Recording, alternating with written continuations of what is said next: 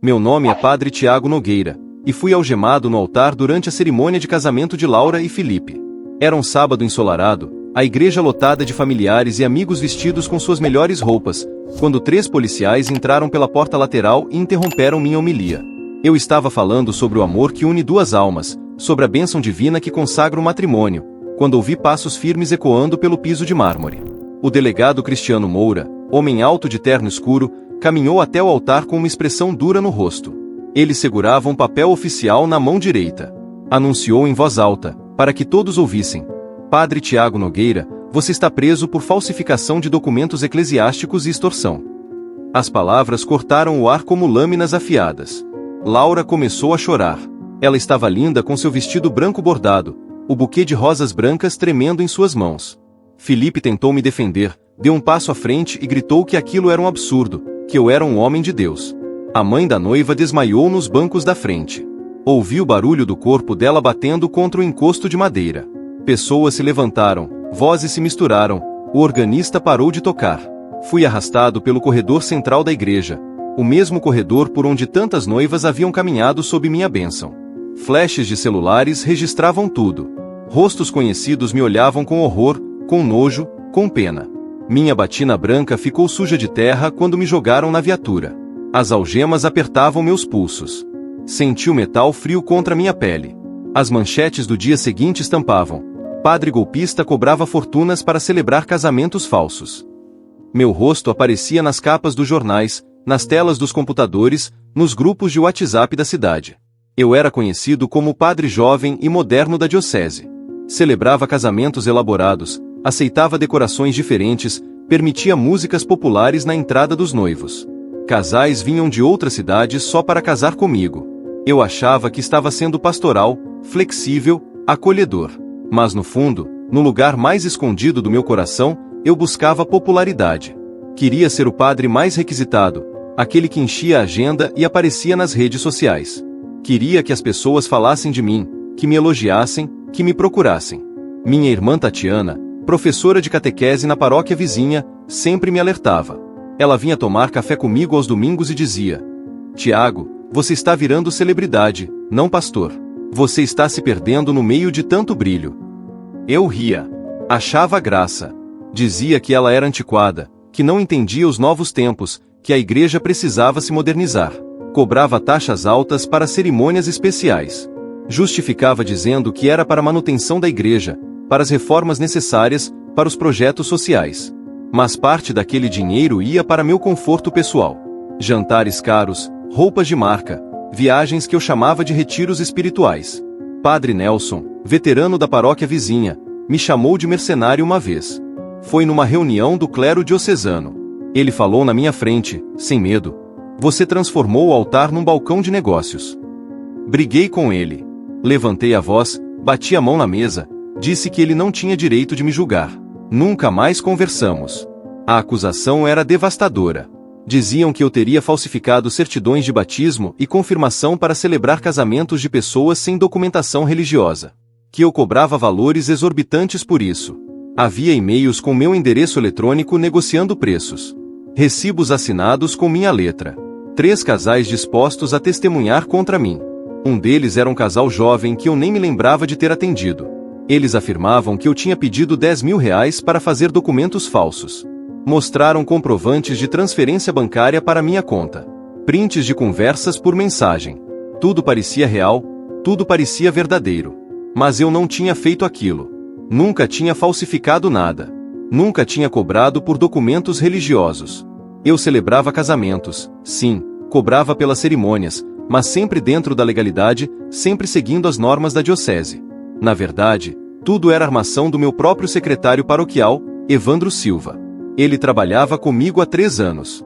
Homem discreto, eficiente, organizado. Cuidava da agenda, respondia e-mails, atendia telefonemas. Eu confiava nele completamente. Deixava que ele usasse meu computador, meu e-mail institucional, até minha assinatura digital. Evandro tinha acesso a tudo. Ele criou um esquema paralelo usando meu nome e minha confiança. Forjou documentos, negociou com pessoas desesperadas, embolsou fortunas. E quando a polícia investigou, todas as pistas levavam a mim. Mas eu não tinha como provar minha inocência. Não havia testemunhas a meu favor. Não havia provas de que Evandro tinha me traído. Só minha palavra contra montanhas de evidências falsas. A diocese me afastou imediatamente. Dom Augusto, o bispo que tinha me ordenado 10 anos antes, me chamou em sua sala. Ele não me olhou nos olhos. Disse apenas: Tiago, você está suspenso de todas as atividades sacerdotais até o fim das investigações. Entregue sua batina, suas chaves da igreja, seu terço. Vá para casa e espere. Senti um aperto no peito. Quis gritar que eu era inocente, que aquilo era uma injustiça, mas minha voz não saiu. Entreguei tudo em silêncio. Laura e Felipe cancelaram o casamento. Eles estavam humilhados. A família inteira constrangida. Laura me mandou uma mensagem curta. Padre, a gente confiava no Senhor. Como o Senhor pôde fazer isso? Não respondi. Não sabia o que dizer.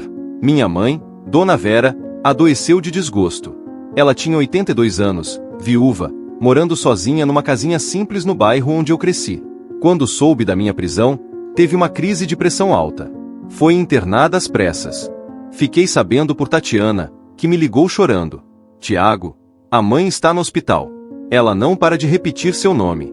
Diz que você é inocente, que não acredita em nada disso. Mas o coração dela não aguenta mais. Quis visitá-la, mas não pude. Eu estava na cadeia. Na cadeia, fui espancado por outros detentos que odiavam padres corruptos. Aconteceu na segunda noite. Eu estava deitado numa cama de concreto, tentando dormir, quando 3 homens se aproximaram.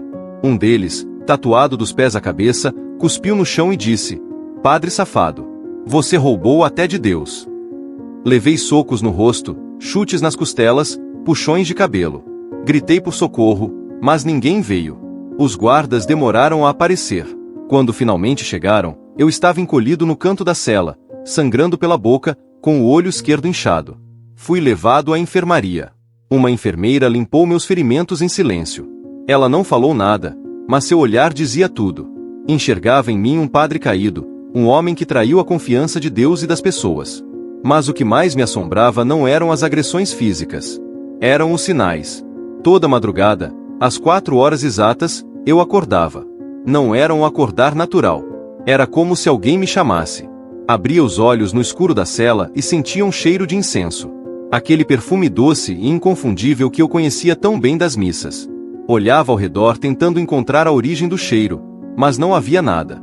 Só o concreto frio, as grades de ferro, o silêncio pesado da prisão. E então eu via uma sombra feminina ajoelhada no canto da cela. Ela não tinha rosto definido, não tinha forma clara, mas eu sabia que era uma mulher. Estava de joelhos, como se estivesse rezando por mim.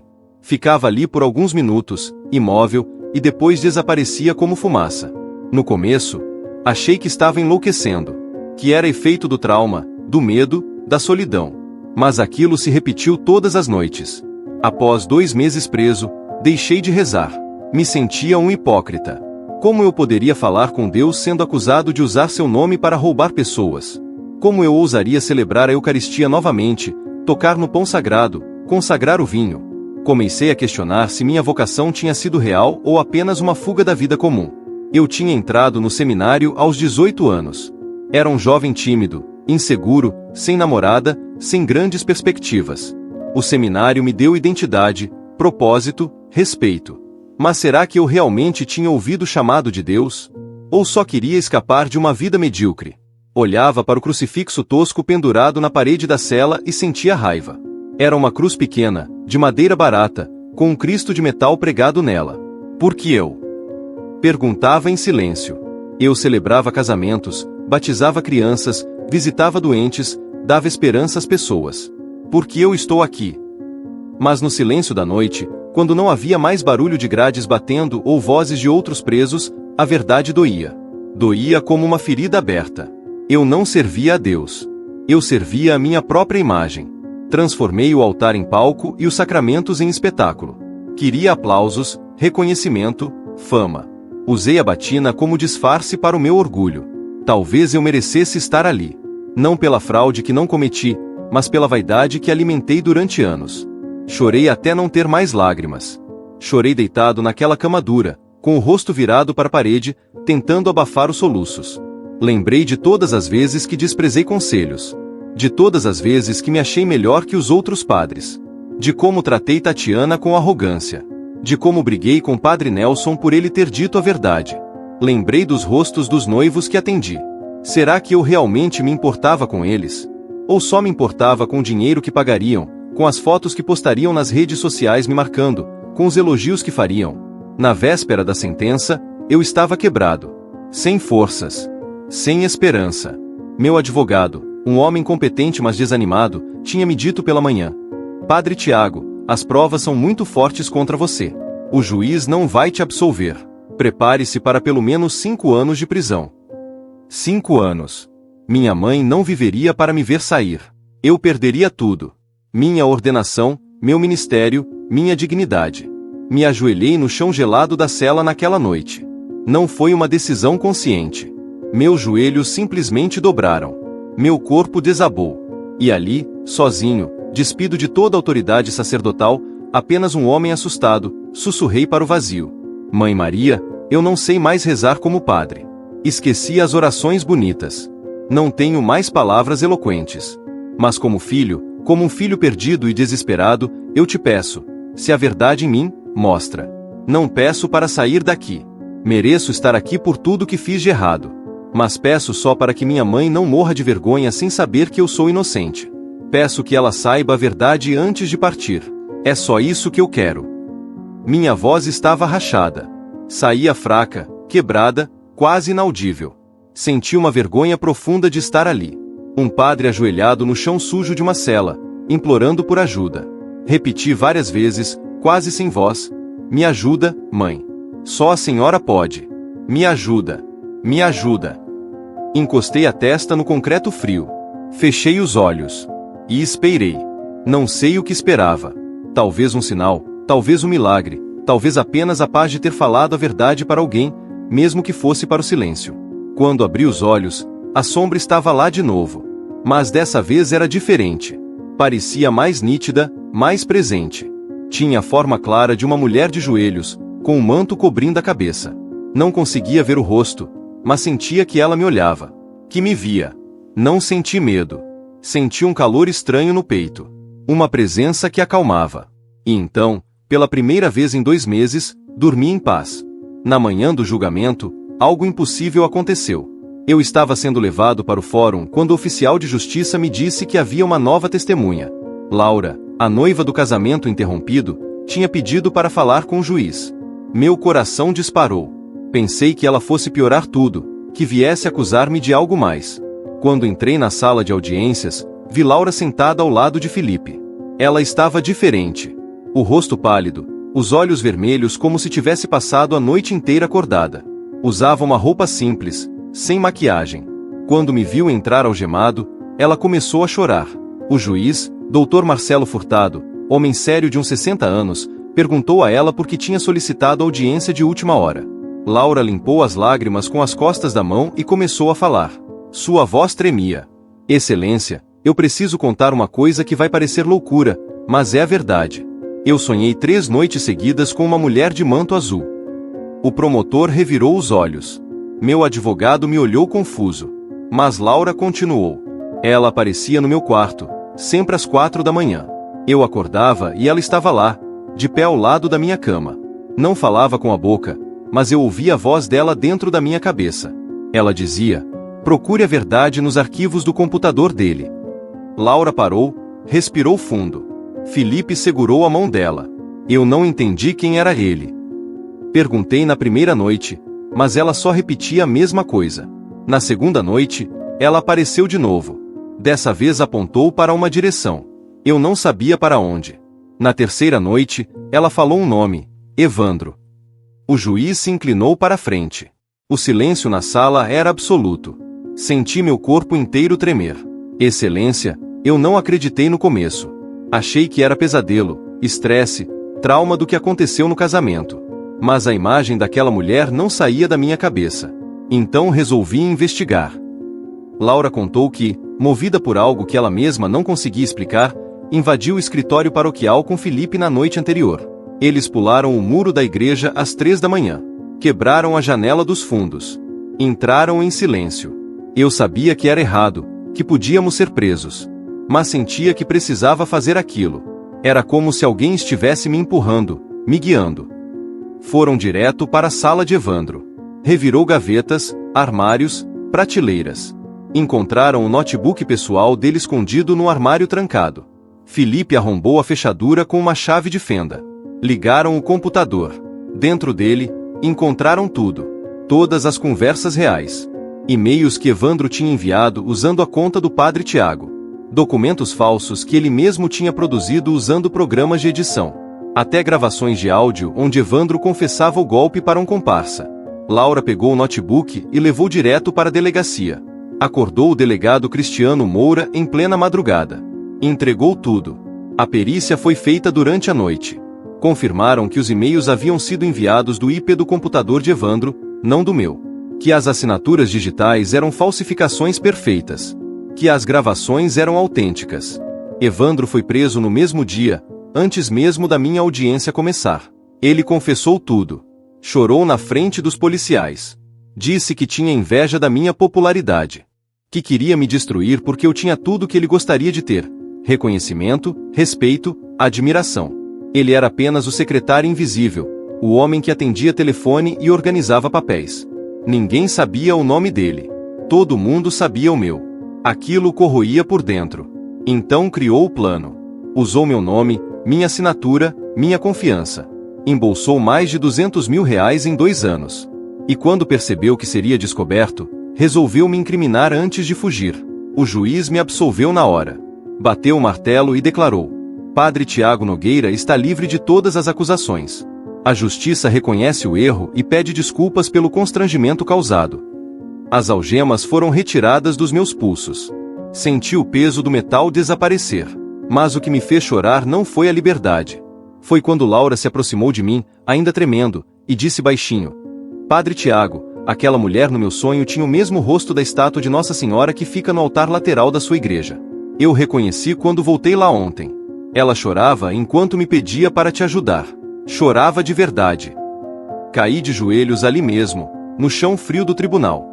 Não consegui me segurar. Cobre o rosto com as mãos e solucei como uma criança. Laura e Felipe se ajoelharam ao meu lado. Meu advogado não sabia o que fazer. As pessoas na sala ficaram em silêncio. Eu não conseguia parar de chorar. Tudo fazia sentido agora. A sombra na cela. O cheiro de incenso. Os despertares às 4 da madrugada. Era ela, a mãe, me vigiando, me protegendo, intercedendo por mim mesmo quando eu tinha parado de rezar. Mesmo quando eu tinha perdido a fé. Mesmo quando eu me achava indigno. Quando saí da prisão, não voltei como o Padre Tiago de antes. Eu era outra pessoa. Tatiana me esperava do lado de fora do presídio.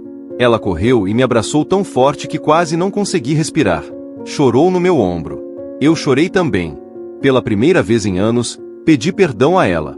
Tatiana, me perdoa por ter sido orgulhoso. Por não ter te escutado.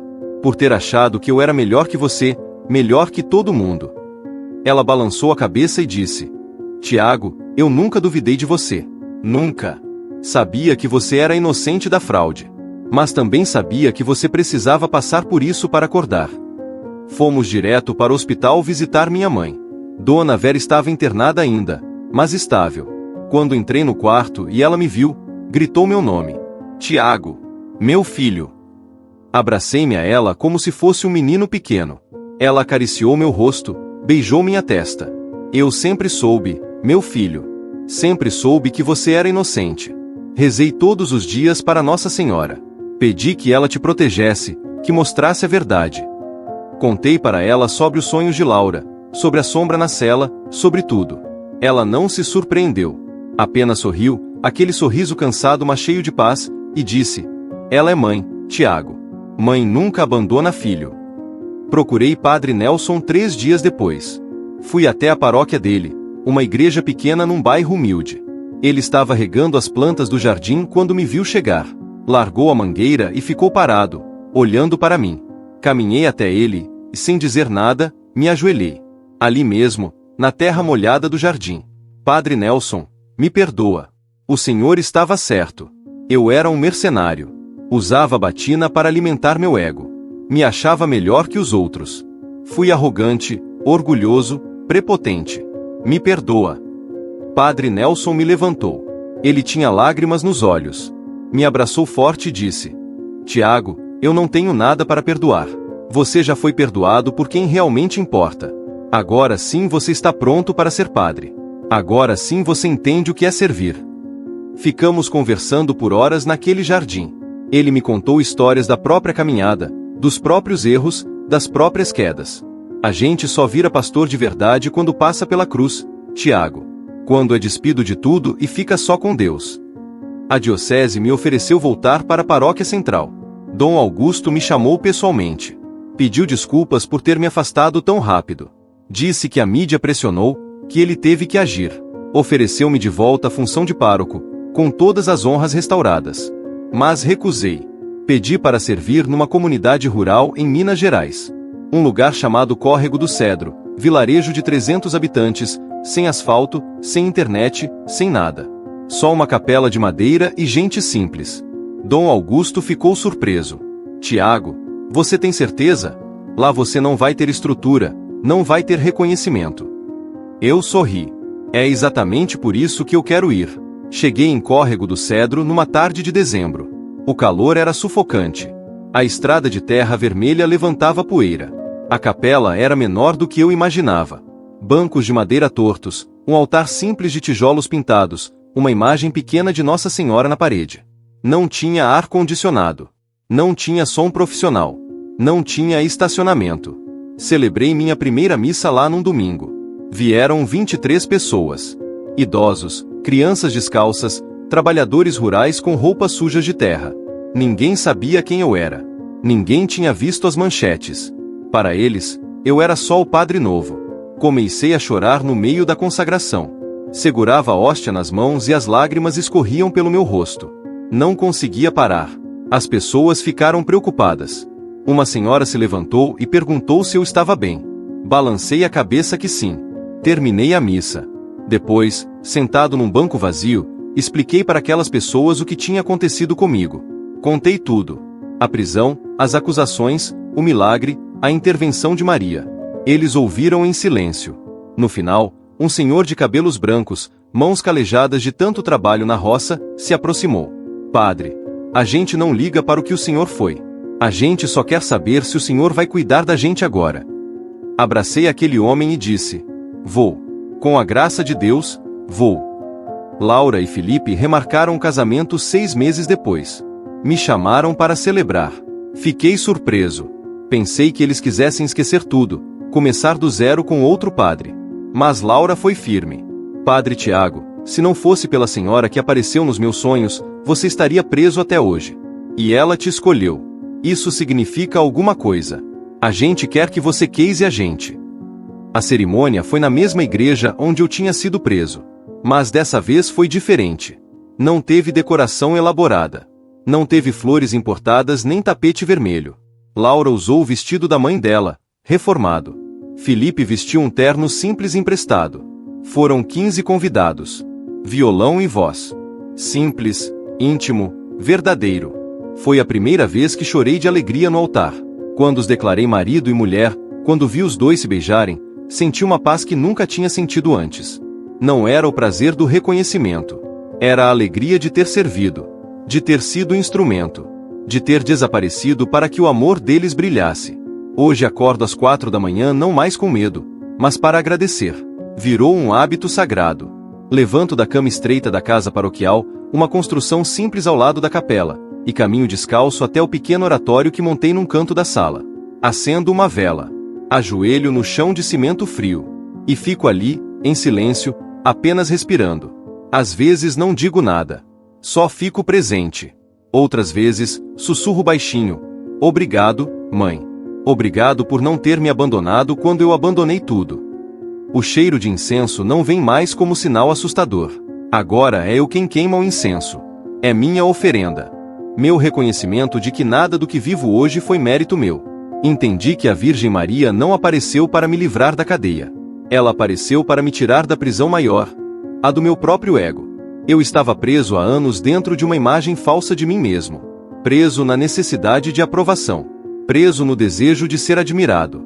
A cela de concreto apenas tornou visível a cela invisível onde eu já vivia. E foi preciso perder tudo para entender que eu nunca tinha tido nada de verdadeiro. Fama não é identidade. Popularidade não é vocação. Aplausos não são bênção. Descobri que ser padre não é estar nos holofotes, mas estar disponível onde ninguém mais quer ir. Aqui em Córrego do Cedro, não tenho agenda lotada. Às vezes passo dias sem celebrar casamento nenhum. Quando celebro, é cerimônia simples, rápida, sem fotógrafo profissional. Ninguém posta nas redes sociais. Ninguém me marca em stories. E eu não sinto falta. Pelo contrário, sinto liberdade. Liberdade de ser apenas um homem que serve a Deus servindo gente esquecida.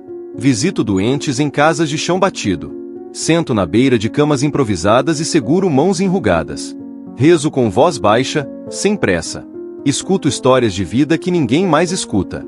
Dona Maria, 87 anos, viúva, cega de um olho, me recebe toda sexta-feira. Ela prepara café coado no pano e bolo de fubá. Conversamos sobre a vida dela, sobre os filhos que foram embora para a cidade grande e nunca mais voltaram. Ela chora. Eu choro junto. Não tenho respostas. Só tenho presença. E aprendi que às vezes é isso que as pessoas precisam. Não de sermões bonitos, mas de alguém que senta ao lado e chora junto. Batizo crianças em bacias de alumínio quando não tem pia batismal disponível. Ouço confissões debaixo de árvores quando a capela está quente demais. Celebro missa em casas de fazenda para famílias que não conseguem ir até a vila. Caminho quilômetros debaixo de sol para levar a comunhão a um senhor acamado. Volto com os pés machucados, a batina suada, o rosto queimado. Mas volto cheio. Cheio de algo que não consigo explicar com palavras. Uma plenitude que não depende de reconhecimento humano. Padre Nelson vem me visitar de vez em quando. Traz livros, mate, conversas longas. Sentamos na varanda da casa paroquial e ficamos até tarde falando sobre Deus, sobre missão, sobre santidade. Ele me disse uma vez: Tiago, você caiu para aprender a levantar os outros. Deus permitiu que você fosse humilhado para que aprendesse humildade de verdade. Não aquela humildade falsa de quem se acha humilde, mas a humildade de quem sabe que não é nada sem a graça. Guardei essas palavras. Repito elas para mim mesmo quando sinto a tentação do orgulho voltando. Porque ela volta. Não morreu completamente. Só está adormecida, esperando uma brecha. Tatiana trouxe um grupo de catequistas para conhecer a comunidade. Passaram um final de semana aqui. Dormiram em colchões no chão da sala paroquial. Ajudaram a pintar a capela. Brincaram com as crianças do vilarejo. No último dia, antes de irem embora, Tatiana me abraçou e disse: Eu estou orgulhosa de você, irmão. Você finalmente encontrou seu lugar. Aquelas palavras me tocaram fundo. Eu nunca tinha ouvido Tatiana dizer que estava orgulhosa de mim. Nem quando fui ordenado. Nem quando virei pároco de uma igreja grande. Mas agora, servindo numa capela de madeira sem importância alguma, ela estava orgulhosa. Isso me ensinou que verdadeiro valor não está no tamanho do ministério, mas na verdade do coração. Minha mãe faleceu um ano depois da minha absolvição. Foi tranquila, em paz, dormindo. Tatiana me ligou de madrugada. Peguei o primeiro ônibus e viajei 12 horas para chegar a tempo do velório. Quando vi o corpo dela no caixão, senti uma dor imensa, mas também uma gratidão profunda. Ela tinha partido sabendo a verdade. Tinha partido vendo o filho livre, restaurado, servindo a Deus de verdade. Celebrei a missa de corpo presente. Chorei durante a homilia. Falei sobre a fé de mãe, sobre a intercessão que não desiste, sobre o amor que persiste mesmo quando tudo parece perdido. Muita gente chorou comigo. Depois do sepultamento, fiquei sozinho no cemitério. Ajoelhei na terra fresca sobre o túmulo dela e disse: Obrigado, mãe, por ter rezado por mim, por nunca ter duvidado. Agora a senhora está com aquela que me salvou. Cuida de mim de lá. Evandro foi condenado a 6 anos de prisão. Nunca fui visitá-lo. Pensei em ir várias vezes. Tatiana dizia que eu devia perdoar pessoalmente, olho no olho. Mas não consegui. Ainda dói. Ainda sinto raiva quando lembro de tudo que ele fez. Rezo por ele todas as noites. Peço a Deus que o transforme como me transformou. Peço que ele encontre paz. Mas ainda não consigo olhar para ele. Talvez um dia. Por enquanto, ofereço esse perdão incompleto, essa vontade de perdoar mesmo sem conseguir totalmente. E confio que Deus aceita até nossos perdões imperfeitos. Os verdadeiros milagres acontecem quando deixamos de ser protagonistas e aceitamos ser apenas instrumentos. Aprendi isso com seu Joaquim, agricultor de 60 e poucos anos que frequenta a missa todos os domingos. Ele nunca estudou, mal sabe ler, mas tem uma sabedoria que nenhum livro ensina. Me disse uma vez, depois da missa: "Padre, a enxada só funciona quando a gente segura ela e deixa ela fazer o trabalho dela. Se a gente fica olhando para a enxada, admirando como ela é bonita, a terra não é cavada. A gente é assim para Deus. Ele precisa que a gente deixe Ele trabalhar através da gente, não que a gente fique se admirando." Essa imagem ficou gravada em mim. Eu passei anos me admirando, olhando para mim mesmo como se eu fosse um milagre. Esqueci que eu era só a enxada. O trabalho era de Deus. A terra era o coração das pessoas. Eu só precisava estar disponível, limpo, afiado. Não precisava ser famoso. Não precisava ser aplaudido. Só precisava funcionar nas mãos dele. Tem dias difíceis aqui. Dias em que a solidão aperta. Não tenho amigos da minha idade por perto.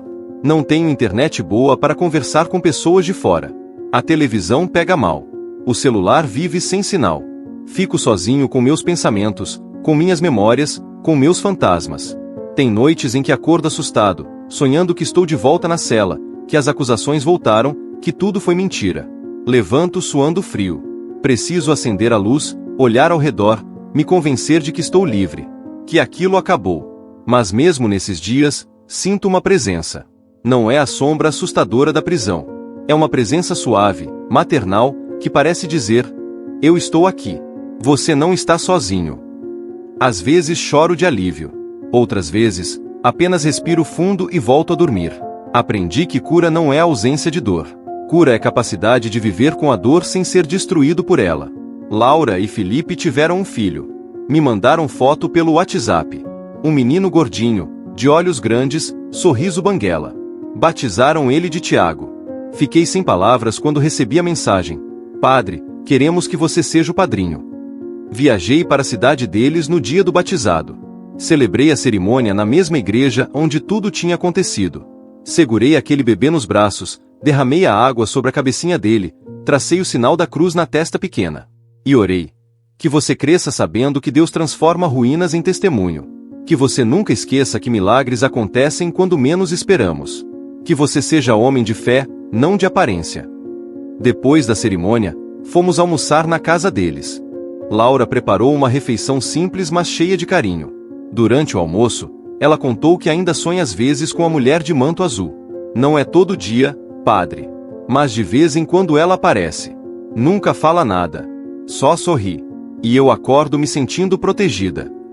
Felipe completou: "A gente ensina isso pro Tiaguinho desde já. Mostramos a imagem de Nossa Senhora para ele antes de dormir. Contamos a história de como ela salvou o padrinho dele. Queremos que ele cresça sabendo que Deus age mesmo quando a gente não entende." Voltei para Córrego do Cedro no dia seguinte. A viagem de ônibus foi longa, cansativa, mas voltei diferente. Voltei grato. Grato por ter sido escolhido para ser instrumento. Grato por ter sido quebrado e remontado. Grato por ter perdido tudo para ganhar o essencial. Hoje celebro missa simples, em capela sem ar-condicionado, para 20 ou 30 fiéis que mal sabem meu nome. Não apareço em redes sociais. Não sou convidado para eventos importantes. Não tenho título de monsenhor nem cargo na diocese. Sou apenas Padre Tiago, o padre da roça, o padre que chegou de lugar nenhum e ficou. E isso me basta. Me basta completamente.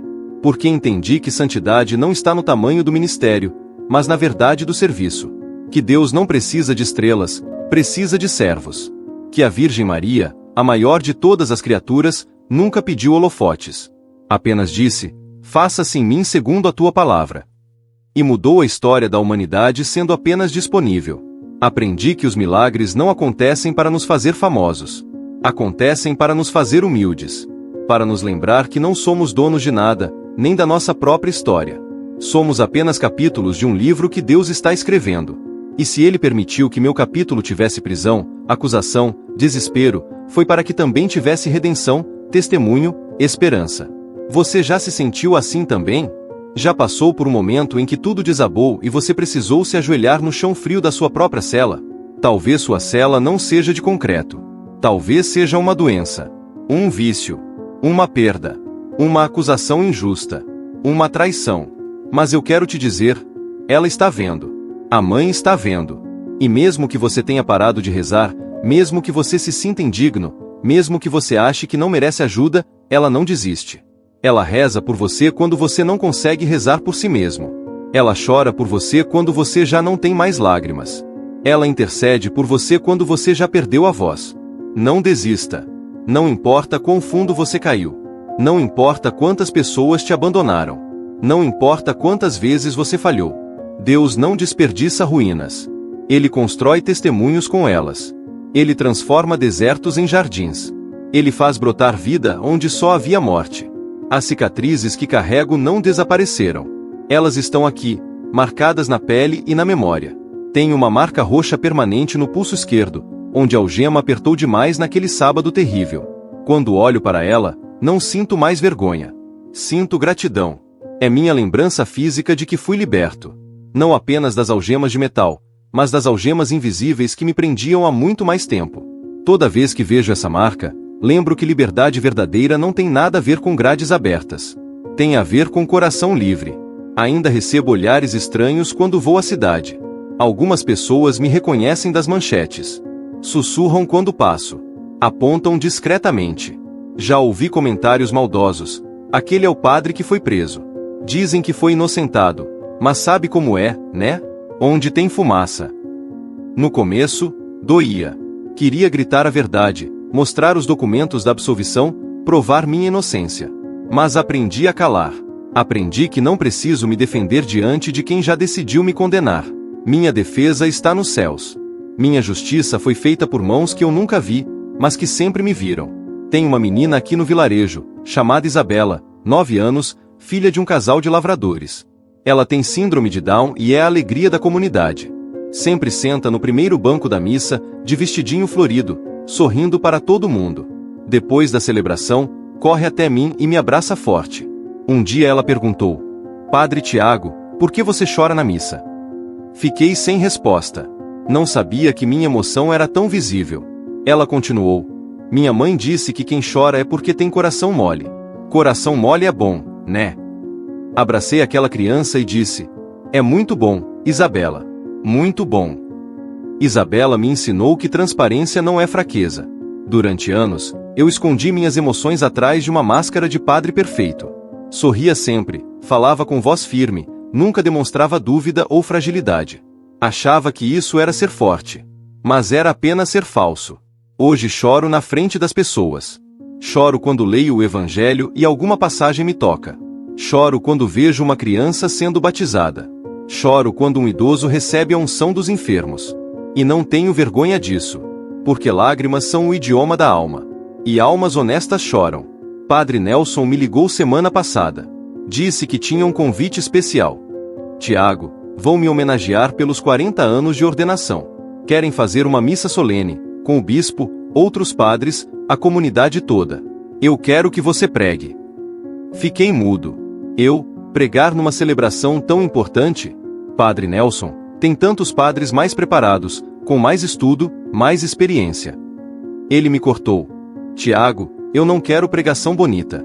Quero pregação verdadeira. Você tem verdade. E verdade vale mais que eloquência. Aceitei. Viajei para a cidade dele no domingo seguinte. A igreja estava lotada. Padres de batina branca ocupavam o presbitério. O bispo estava presente, paramentado com mitra e báculo. A comunidade encheu os bancos. Quando chegou minha vez de pregar, subi ao púlpito com as pernas tremendo. Olhei para todas aquelas pessoas. Respirei fundo. E comecei a falar. Contei minha história. Sem filtro, sem edição, sem tentar parecer melhor do que fui. Falei sobre minha vaidade, meu orgulho, minha busca por popularidade. Falei sobre a prisão, as acusações, o desespero. Falei sobre a sombra na cela, os sonhos de Laura, o milagre da absolvição. E falei sobre o que aprendi, que Deus não nos chama para sermos famosos, mas para sermos fiéis. Que o verdadeiro sucesso não está em ter muitos seguidores, mas em seguir o caminho certo. Que santidade não é ausência de quedas, mas coragem de levantar. Quando terminei, o silêncio era profundo. Olhei para Padre Nelson. Ele estava chorando. O bispo também tinha os olhos marejados. E então, algo inesperado aconteceu. Uma mulher se levantou no meio da igreja e começou a aplaudir. Outras pessoas se levantaram. Em poucos segundos, a igreja inteira estava de pé, aplaudindo. Mas dessa vez, o aplauso não alimentou meu ego. Não me fez sentir importante. Apenas me fez sentir grato. Grato por Deus usar até meus erros para tocar corações. Depois da missa, várias pessoas me procuraram. Um homem de uns 50 anos, com lágrimas escorrendo pelo rosto, me disse: "Padre, eu também passei por algo parecido. Fui acusado de roubo no trabalho. Perdi tudo. Até hoje tem gente que acredita que fui eu. Mas ouvir sua história me deu forças para continuar." Uma jovem se aproximou, tímida. "Padre, eu estou passando por uma depressão grave. Já tentei me matar 2 vezes. Mas quando você falou que Deus não desperdiça ruínas, algo mexeu comigo. Vou tentar mais uma vez." Voltei para Córrego do Cedro no dia seguinte com o coração cheio. Cheio de histórias que não eram minhas, mas que se entrelaçavam com a minha. Entendi naquele dia que meu testemunho não me pertence mais. Pertence a todas as pessoas que precisam ouvir que é possível recomeçar, que é possível ser restaurado, que nenhuma queda é definitiva quando a graça. Tem um ritual que criei aqui em Córrego do Cedro. Todo dia 1º de cada mês, faço uma caminhada até um morro que fica a uns 3 quilômetros da vila. É uma subida íngreme, cheia de pedras, cansativa. Levo quase 1 hora para chegar ao topo. Lá em cima, tem uma cruz de madeira que os moradores antigos colocaram décadas atrás. A vista é linda. Dá para ver o vilarejo inteiro, as plantações ao redor, o rio que corta a região, as montanhas ao longe. Sento aos pés da cruz e fico ali por horas. Às vezes leio a Bíblia. Outras vezes, apenas observo. Observo as nuvens passando, os pássaros voando, o vento balançando as árvores. E oro. Oro por todas as pessoas que passaram pela minha vida. Por Laura e Felipe. Por minha mãe, que agora descansa. Por Tatiana. Por Padre Nelson. Por Dom Augusto. Por Evandro, mesmo com toda a dor que ele me causou. Até por aqueles que continuam me julgando sem saber a verdade completa. Um dia, enquanto estava lá, um morador apareceu. Seu Antônio, homem de 70 e poucos anos, agricultor aposentado. Ele subiu o morro devagar, apoiado numa bengala. Sentou ao meu lado sem pedir licença. Ficamos em silêncio por um tempo. Depois ele disse: "Padre, eu venho aqui desde menino. Meu pai me trazia. Ele dizia que quando a vida ficasse pesada demais, era para subir esse morro e deixar o peso aos pés da cruz. Já deixei muita coisa aqui. Morte de filho. Traição de amigo. Doença da esposa. Cada vez que subo, deixo um pouco do que me machuca." Olhei para ele. Seu Antônio tinha o rosto marcado pelo sol e pelo tempo. Mãos grossas de quem trabalhou a vida inteira. Olhos fundos, mas cheios de uma paz estranha. "E funciona, seu Antônio." Ele sorriu. "Funciona, padre. Porque aqui em cima, a gente lembra que é pequeno. Que nossos problemas, por maiores que sejam, são pequenos perto dessa imensidão. E que ele é maior que tudo." Passei a subir o morro com mais frequência. Às vezes levo alguém comigo. Dona Rita, que perdeu o marido recentemente. José Carlos, jovem de 20 anos que está lutando contra o alcoolismo. Isabela e a família dela. Viramos uma pequena comunidade de pessoas quebradas que sobem juntas para deixar os pedaços aos pés da cruz. E lá, sentados no alto, olhando para o horizonte, encontramos algo que o vale não oferece: perspectiva. Recebi uma carta de Evandro mês passado. Foi encaminhada pela diocese. Ele escreveu do presídio. A letra era trêmula, o papel amassado. Ele pedia perdão. Dizia que não conseguia dormir, que via meu rosto todos os dias, que a culpa estava o destruindo. "Padre Tiago, eu sei que não mereço seu perdão. Sei que o que fiz não tem justificativa. Mas preciso tentar. Preciso pelo menos tentar me redimir. Se um dia o Senhor puder me visitar, eu gostaria de olhar nos seus olhos e pedir perdão pessoalmente." Guardei a carta numa gaveta. Não respondi. Ainda não consigo. A ferida ainda está aberta. Mas percebi algo: guardar aquela carta já foi um passo. Há 1 ano atrás, eu teria rasgado. Teria jogado fora sem ler. Agora eu guardei. Talvez num futuro próximo, eu consiga responder. Talvez um dia, eu consiga visitá-lo. Não estou lá ainda. Mas estou caminhando. E caminhar já é uma forma de cura. Tatiana está noiva. Conheceu um homem viúvo, pai de 2 crianças, professor de história. Ela me ligou animada para contar. Tiago, ele é incrível. Paciente, temente a Deus, amoroso com os filhos. E me pediu em casamento ontem. Fiquei feliz por ela. Minha irmã dedicou a vida inteira ao serviço da igreja e da família. Merecia ser feliz. Tatiana, você quer que eu celebre o casamento? Ela riu. Óbvio, bobão. Quem mais seria? O casamento será daqui a 3 meses. Ela quer uma cerimônia simples, na paróquia onde dá catequese. Sem pompa, sem luxo. Apenas família próxima e amigos. Exatamente o tipo de celebração que eu aprendi a valorizar. Estou ansioso. Vai ser a primeira vez que vou celebrar um casamento de alguém tão próximo depois de tudo que aconteceu. E vai ser minha oportunidade de mostrar para ela, com gestos e não apenas palavras, que aprendi a lição. Às vezes me pergunto o que teria acontecido se eu não tivesse sido preso. Se Evandro não tivesse me traído. Se Laura não tivesse sonhado com a Virgem Maria. Será que eu teria continuado no caminho da vaidade? Será que teria me afundado cada vez mais no orgulho até não ter volta? Acredito que sim. Acredito que eu estava numa estrada sem saída. E que Deus, na misericórdia infinita, permitiu que eu batesse de frente contra um muro para que eu parasse. Doeu. Quase me destruiu. Mas me salvou. A vida aqui em Córrego do Cedro me ensinou coisas que nenhum seminário ensinou.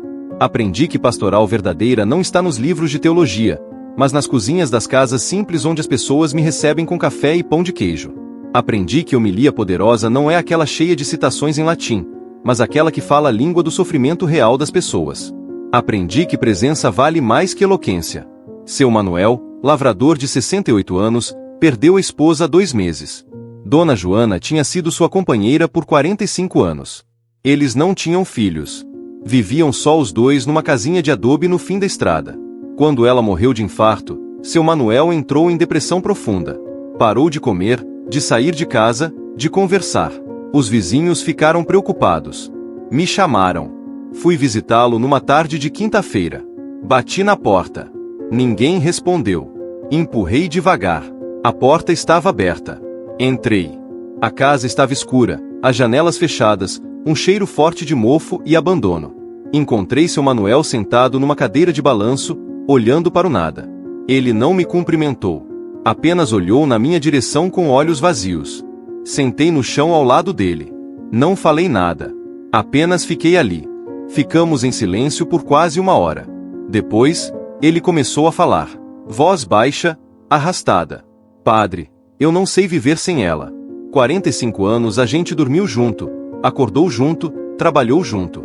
Agora a casa é grande demais. A cama é grande demais. O silêncio é grande demais. Lágrimas começaram a rolar pelo rosto enrugado dele. Segurei a mão dele. Mão grossa, cheia de calos, trêmula. Seu Manuel, eu não vou dizer que vai ficar tudo bem. Não vou dizer que a dor vai passar rápido. Porque eu não sei. Mas vou dizer uma coisa. O Senhor não está sozinho. A gente vai caminhar junto. Dia por dia. E se um dia ficar pesado demais, o Senhor me chama. Qualquer hora. Eu venho. Comecei a visitá-lo todos os dias. Levava comida que as pessoas da comunidade preparavam. Sentava com ele. Às vezes conversávamos. Outras vezes, só ficávamos em silêncio. Aos poucos, ele começou a melhorar. Abriu as janelas. Limpou a casa. Voltou a plantar no quintal. Não está curado. A dor continua. Mas está vivendo. E me ensinou que cura não é voltar a ser quem éramos antes da dor. É aprender a viver com a dor de uma forma nova. Isabela, a menina com síndrome de Down, me pediu para confessar. Fiquei surpreso. Ela tem 9 anos. Isabela, você quer mesmo confessar? Você é tão pequena ainda. Ela balançou a cabeça com firmeza. Quero, padre. Porque eu fiz coisa errada. Levei ela para um cantinho da capela. Sentamos num banco. Pode falar, filha. Ela abaixou a cabeça. Eu peguei um doce da minha irmã sem pedir. E quando ela perguntou, eu falei que não fui eu. Mas foi. E agora eu fico com peso na barriga. Olhei para aquela criança. Tão pura, tão sincera. Isabela, você sabe que mentir é errado, né? Ela concordou. Mas sabe o que é mais bonito? Você está aqui dizendo a verdade agora. Isso é coisa de gente corajosa. Dei a absolvição. Tracei o sinal da cruz sobre a cabecinha dela. Agora vai lá, pede desculpa para sua irmã, devolve o doce ou dá outro. E fica em paz. Ela saiu pulando, leve, sorrindo. Fiquei sentado ali, refletindo. Isabela, com toda a sua simplicidade, tinha acabado de me ensinar sobre arrependimento verdadeiro. Ela não justificou, não culpou ninguém, não minimizou. Apenas reconheceu, confessou e quis reparar. Quantos adultos eu conhecia que não conseguiam fazer isso? Recebi um convite da diocese para participar de um encontro de padres. O tema era evangelização nas redes sociais. Riram quando eu disse que não tinha interesse. Padre Tiago, você precisa se atualizar. A igreja precisa estar presente no mundo digital. Respondi com calma. Eu respeito quem faz isso. Mas não é meu chamado. Meu chamado é estar presente onde tem o corpo, voz, mãos. Não consigo evangelizar pessoas que não posso abraçar. Alguns acharam que eu estava sendo antiquado. Outros disseram que eu estava traumatizado pelas redes sociais por causa das manchetes. Talvez estejam certos. Talvez eu tenha medo. Mas também aprendi que cada um tem seu lugar. Meu lugar não é nas telas. É nos caminhos de terra vermelha. Nas casas sem reboco. Nos rostos marcados pelo sol. E está tudo bem. Nem todo mundo precisa estar em todo lugar. Alguns precisam apenas estar onde são chamados. Padre Nelson completou 75 anos. A saúde dele está frágil. Tem problema no coração, diabetes, pressão alta. Ele me liga toda semana. Conversamos sobre tudo. Sobre missão, sobre cansaço, sobre o medo da morte. Numa dessas ligações, ele me disse: Tiago, eu não tenho medo de morrer. Tenho medo de chegar lá e Deus me perguntar: Nelson, você amou de verdade? E eu não ter certeza da resposta. Aquilo me marcou. Padre Nelson, o senhor dedicou a vida inteira ao serviço. Claro que amou. Ele ficou quieto por um tempo. Depois respondeu: serviço sem amor é apenas trabalho. Eu fiz muita coisa, Tiago. Celebrei milhares de missas. Batizei centenas de crianças. Casei dezenas de casais. Mas será que eu amei? Ou só cumpri protocolo? Não soube o que responder. Aquela pergunta ficou ecoando em mim por dias. Será que eu amo? De verdade? Ou apenas sirvo por obrigação, por culpa, por medo? Levei essa pergunta para o morro. Sentei aos pés da cruz e fiquei ali, em silêncio, pedindo que Deus me respondesse. A resposta veio não em palavras, mas em memória. Lembrei do abraço de seu Manuel quando ele voltou a sorrir. Lembrei do sorriso de Isabela depois da confissão. Lembrei das lágrimas de Laura no tribunal. Lembrei da paz no rosto da minha mãe antes de partir. E entendi. Amor não é sentimento constante. É escolha diária. É presença repetida. É abraço dado mesmo quando não sentimos vontade. É palavra dita mesmo quando a garganta aperta. É perdão buscado mesmo quando a ferida ainda sangra. E nesse sentido, sim, eu estou aprendendo a amar. Não perfeitamente, mas verdadeiramente. A comunidade aqui organizou uma festa junina. Coisa simples. Bandeirinhas de papel colorido, barraquinhas de madeira, comidas caseiras. Tocaram sanfona, dançaram quadrilha, soltaram balões de papel. Eu participei. Dancei desajeitado, ri alto, comi milho cozido com manteiga escorrendo pelos dedos.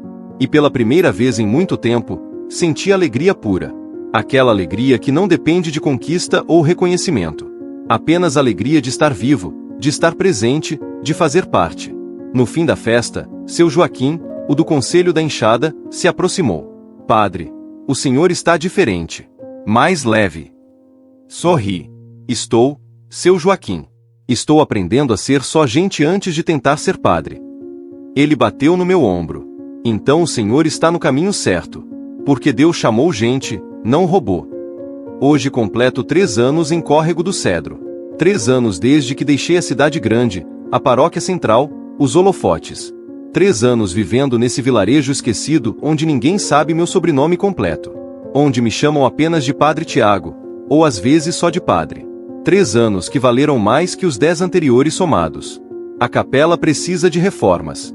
O telhado está com goteiras, os bancos de madeira estão cupinzados, a imagem de Nossa Senhora está desbotada. Conversei com a comunidade sobre fazer uma campanha para arrecadar fundos. Seu Antônio sugeriu: Padre, a gente podia pedir ajuda nas paróquias da cidade. Eles têm mais dinheiro. Pensei na sugestão, mas recusei. Vamos fazer diferente. Vamos reformar com o que temos. Devagar. Cada um dá o que pode. E a gente mesmo faz o trabalho. Começamos no mês passado. Todo sábado, depois do almoço, nos reunimos para trabalhar. Os homens sobem no telhado para trocar as telhas quebradas. As mulheres lixam e pintam os bancos.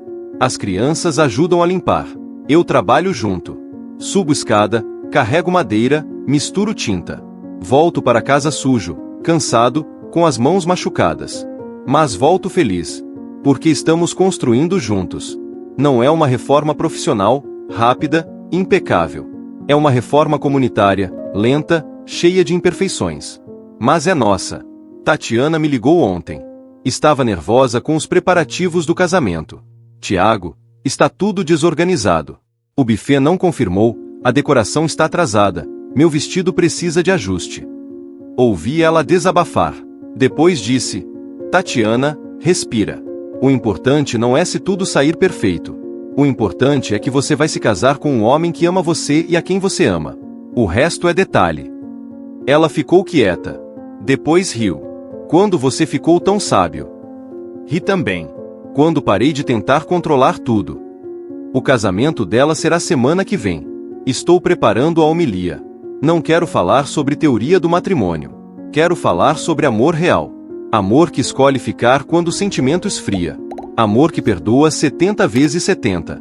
Amor que enxerga defeitos e escolhe amar apesar deles. Amor que constrói junto, devagar, com paciência. Evandro escreveu de novo.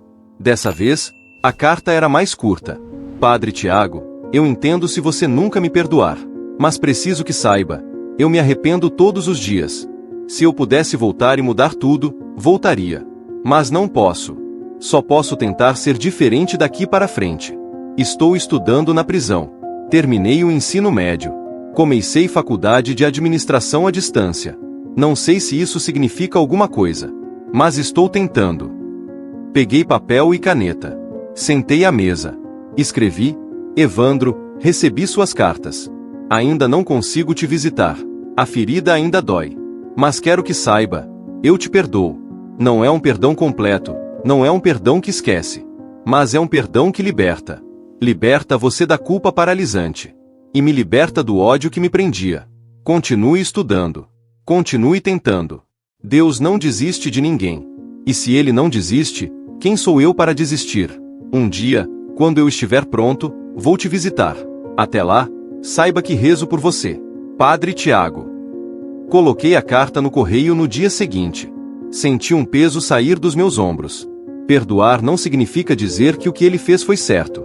Significa dizer que eu não vou mais deixar o que ele fez me definir. Significa escolher seguir em frente sem carregar essa pedra. Laura me mandou uma mensagem com um vídeo do pequeno Tiago. Ele está começando a falar. No vídeo, ela pergunta: quem é esse aqui na foto? E aponta para uma foto minha que eles têm na estante. O menino sorri e diz: Dindo. Meu coração derreteu. Respondi: Laura, obrigado por manter viva a história. Por ensinar ele sobre fé, sobre milagres, sobre recomeços. Vocês são presentes de Deus na minha vida. Padre Nelson foi hospitalizado semana passada. Complicações cardíacas. Viajei correndo para vê-lo.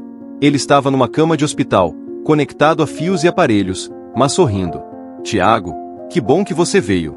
Achei que não ia te ver de novo. Segurei a mão dele. Padre Nelson, o senhor não vai se livrar de mim tão fácil. Ainda preciso aprender muita coisa com o senhor. Ficamos conversando baixinho. Ele me fez prometer que, se algo acontecesse, eu celebraria sua missa de corpo presente. E nada de elogio exagerado. Tiago, fala a verdade. Fala que eu fui um pecador salvo pela graça. Que errei muito. Mas que tentei amar. Prometi. Com lágrimas nos olhos, prometi. Ele melhorou. Recebeu alta 3 dias depois. Mas sei que o tempo dele está se esgotando. E isso me ensina que nada é permanente aqui. Que tudo é emprestado.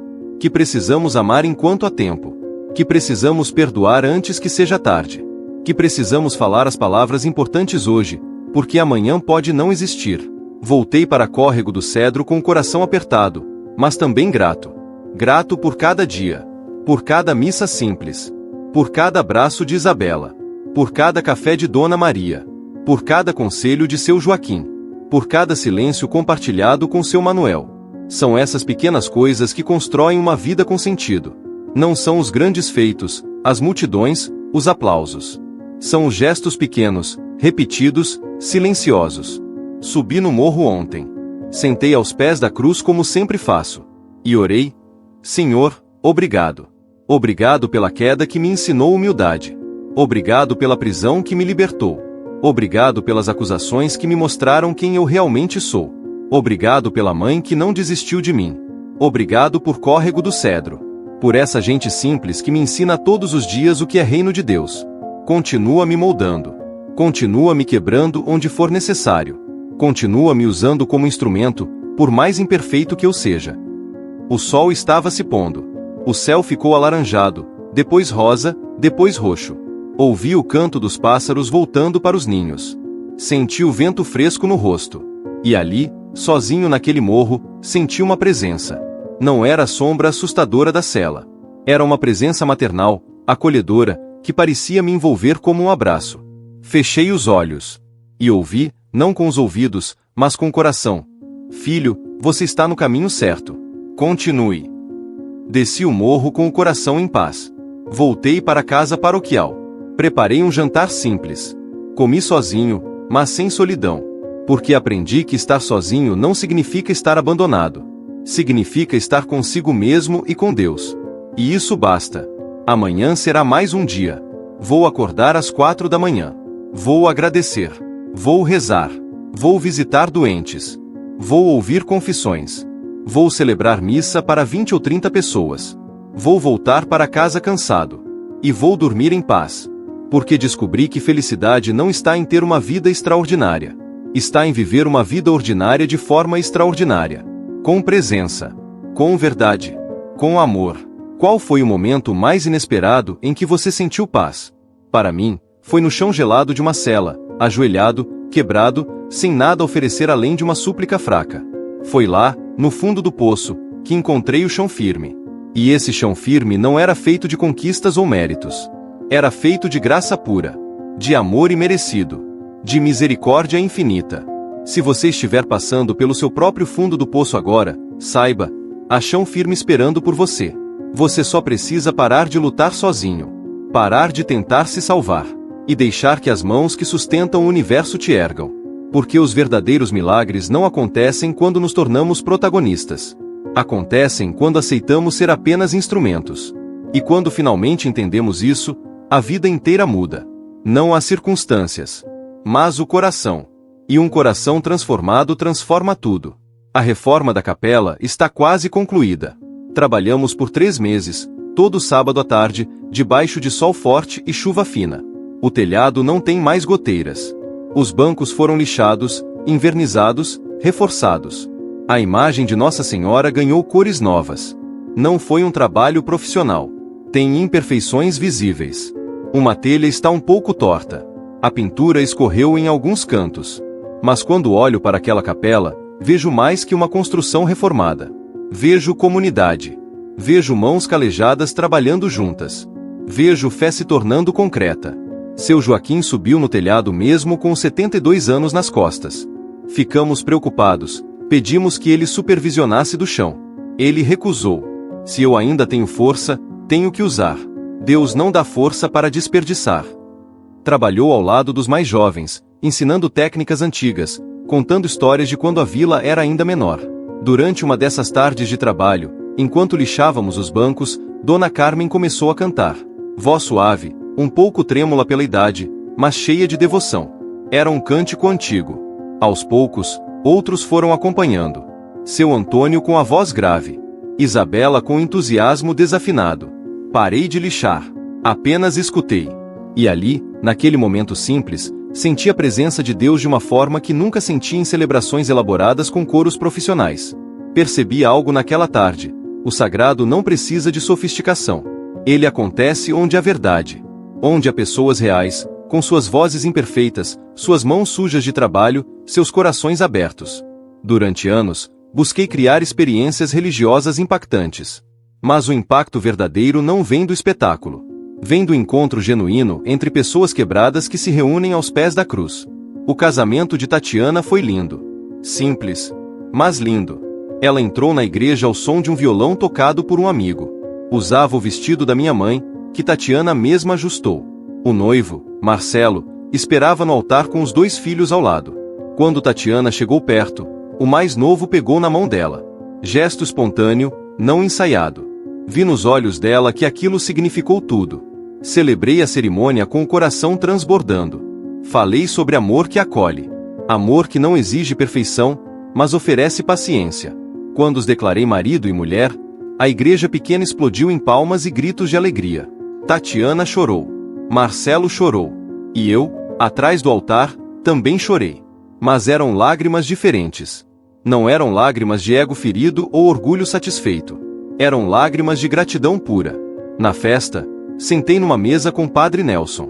Ele tinha vindo mesmo com a saúde frágil. Estava mais magro, mais pálido, mas com o sorriso de sempre. Tiago, você celebrou bem. Com verdade. Era isso que faltava antes. Segurei a mão dele sobre a mesa. Padre Nelson, eu não teria chegado aqui sem o senhor. Ele apertou minha mão. As melhores sementes demoram. Você está crescendo devagar, mas está crescendo na direção certa. Seu Manuel me procurou semana passada. Estava diferente. O rosto menos abatido, o olhar menos vazio. Padre, eu queria te mostrar uma coisa. Fomos até a casa dele. No quintal, ele tinha plantado um jardim. Flores coloridas, bem cuidadas, organizadas com carinho. Dona Joana amava flores. Ela sempre quis ter um jardim grande. Agora eu tenho tempo. Então plantei para ela. Sei que ela não está aqui para ver. Mas eu sinto que de algum jeito, ela sabe. Olhei para aquele jardim.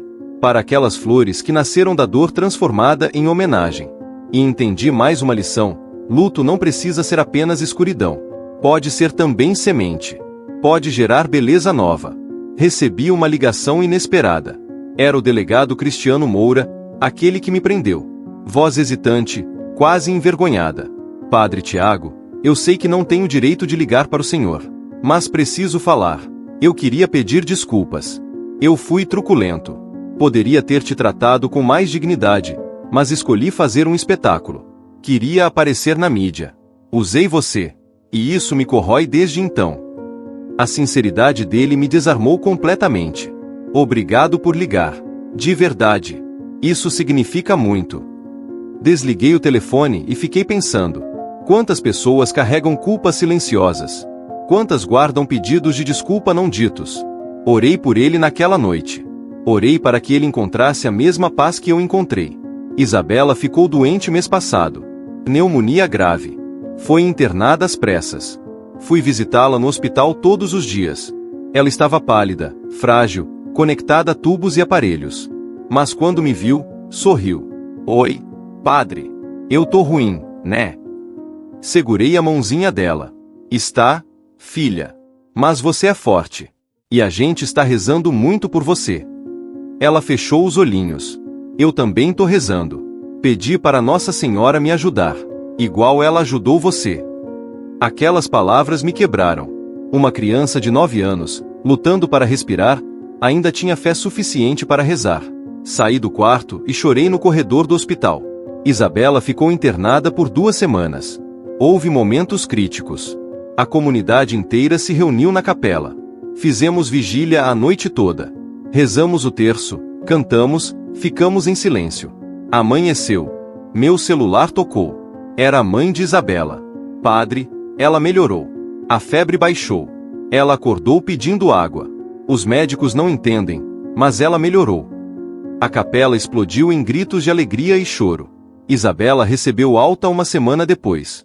No domingo seguinte, apareceu na missa. A comunidade inteira se levantou e aplaudiu. Depois da celebração, ela me abraçou. Padre, Nossa Senhora me visitou no hospital. Eu vi ela. Ela não falou nada. Só passou a mão na minha cabeça. E depois eu melhorei. Padre Nelson faleceu 3 semanas atrás. Recebi a ligação de madrugada. Ele tinha dormido e não acordou mais. A dor que senti foi imensa. Perdi um pai espiritual. Celebrei a missa de corpo presente como prometi. A igreja estava lotada. Na homilia, cumpri o pedido dele. Falei a verdade. Padre Nelson não foi perfeito. Errou, duvidou, teve momentos de fraqueza. Mas ele amou. Amou de verdade. No cemitério, joguei a primeira porção de terra sobre o caixão. Cada batida parecia dizer: tudo passa. Use bem seu tempo. Ame enquanto pode. Evandro respondeu minha carta. Contou que foi transferido para regime semiaberto. Está trabalhando numa biblioteca, ajudando outros detentos a estudar. Padre Tiago, eu não mereço sua bondade. Mas vou tentar me tornar alguém digno dela. Ainda não marquei visita. Mas sinto que o dia está chegando. Perdão não é sentimento. É decisão renovada a cada dia. A comunidade de Córrego do Cedro virou minha família. Eles me conhecem. Sabem da minha história, dos meus erros, das minhas quedas. E me amam mesmo assim. Seu Joaquim me disse outro dia: Padre, sabe o que mais ensinou a gente? Não foram suas homilias. Foi sua queda e seu levantar. A gente viu que dá para recomeçar. Que erro não é fim. Hoje, ao reviver cada etapa dessa caminhada, percebo o quanto mudei. Não sou mais o Padre Tiago que subia ao altar buscando aplausos. Sou o Padre Tiago que sobe ao altar buscando servir. Aprendi que ministério verdadeiro não se mede em números. Se mede em profundidade. Em vidas realmente tocadas. Então, se você chegou até aqui, quero deixar uma última pergunta. O que te move em tempos de incerteza? Quando tudo desmorona, o que te sustenta? Para mim, a resposta é clara agora. É a graça. Graça que aparece quando menos espero. Graça que usa até minhas ruínas para construir algo novo. E se você estiver no seu próprio deserto agora, quero que saiba, você não está sozinho. Há uma presença que caminha ao seu lado. Há uma mãe que reza por você. Há um Deus que te ama, não apesar de suas falhas, mas inclusive com elas. Continue caminhando. Continue acreditando. Continue amando. Porque no fim, a única coisa que importará será o amor que demos e o amor que recebemos. E isso vale toda a dor. Vale toda a queda. Vale toda a cruz.